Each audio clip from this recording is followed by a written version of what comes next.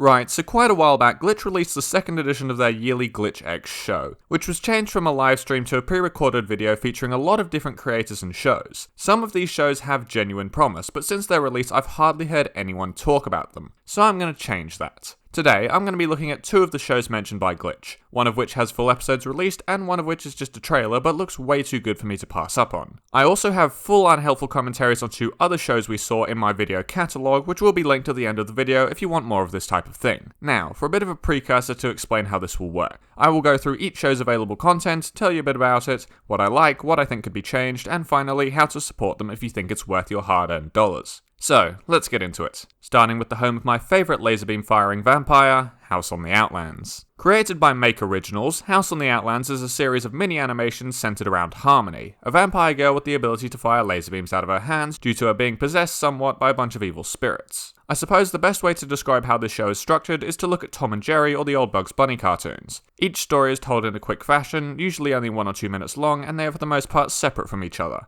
but with some characters returning for multiple episodes. Harmony as a character is once again similar to these older style characters. More specifically, I think she holds resemblance to Tom, carrying the same clumsy nature, overzealous approach to getting what she wants, and frequently ends up in situations where her mum has to scold her. Harmony's mum is also very reminiscent of the mums in these shows, largely clueless and horribly bad at perceiving what's going on around them, allowing for Harmony and whatever villain she's fighting at the time to get around them pretty easily. We do see that she cares deeply for her daughter though, coming to her aid in the last episode of the season. For me, House on the Outlands works as sort of a guilty pleasure show, something that can take you back to a time of watching cartoons on a Saturday morning while your parents made breakfast. The show doesn't try to take itself very seriously, and in doing so it's quite nice to watch. The animation and art style of the show is also very solid. A lot of what you see on the screen are fight and chase sequences, and they all look very smooth and are easy to track. They don't try and overcomplicate things like you see in other shows sometimes. Cough, hell of a boss, cough. But they stay interesting enough so to not become boring or repetitive. My main criticism here would be that it's not very conducive to the type of audience GlitchX advertised to.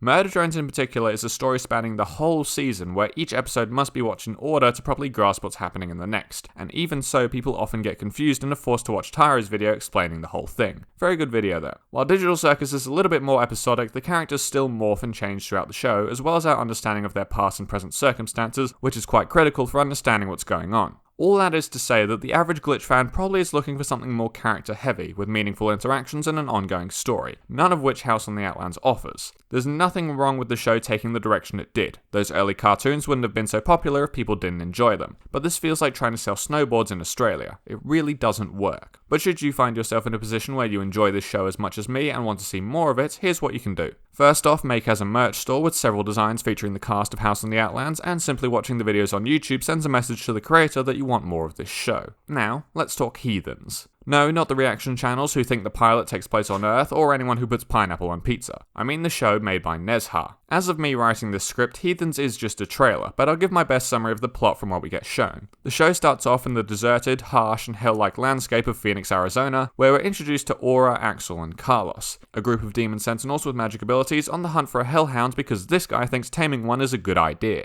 Unfortunately for all the furries out there, these hellhounds don't come with a crop top, but are instead actual wild animals, causing our trio to go on the run to safety or to an early grave. First off, the part I absolutely love about this show. It's a D&D campaign that they decided to animate. Seriously. You cannot look at any of this and say it isn't D&D. The only thing missing is a beholder and a cliché tavern opening. Now, as a person who's played D&D for a couple years now and is a massive fan of Critical Role, this is giving me a ton of hope for a show in that style that doesn't require me paying for Amazon Prime Video. This show looks fun. It looks lighthearted and entertaining in the way that a good D&D campaign is. But at the same time, it's very well animated, the fight scenes look beautiful, and it seems like we'll get some solid character arcs and development throughout the course of the series. My solitary criticism of this show so far is the main goal of the protagonists. From what was shown in the trailer, it makes very little sense as to why these two have decided to go along with Axel's nonsense, and there needs to be a higher goal beyond taming a hellhound for this show to have any sort of life expectancy. But that criticism is mostly founded in the fact that we haven't really seen what this show has to offer in terms of premise, which will be remedied sometime this year. The Kickstarter for Heathens has reached its full funding goal, which means we will get a pilot at some point. However, if you do want to support the show even more, you are still able to donate through that link. They also have a website where you can read up more on the show and donate directly to the project. Their limited time merch run is now over, but I think we will see some more merch along with the release of the pilot. So there you have it, a couple of solid shows from the GlitchX collection that I think were too good to be forgotten about. If you had a good experience watching one of the other shows that I didn't mention here, feel free to share your story and thoughts in the comments, or even if you have some recommendations for other indie projects I haven't heard of yet. To all the regular viewers who are wondering why this video is much shorter than normal, I now have an actual job which involves me standing in front of ovens for 5 hours in the Australian summer, so I've been a little bit more tired this week. Longer videos should return soon, but that's all I've got for today. Thank you all for watching, and have a good one.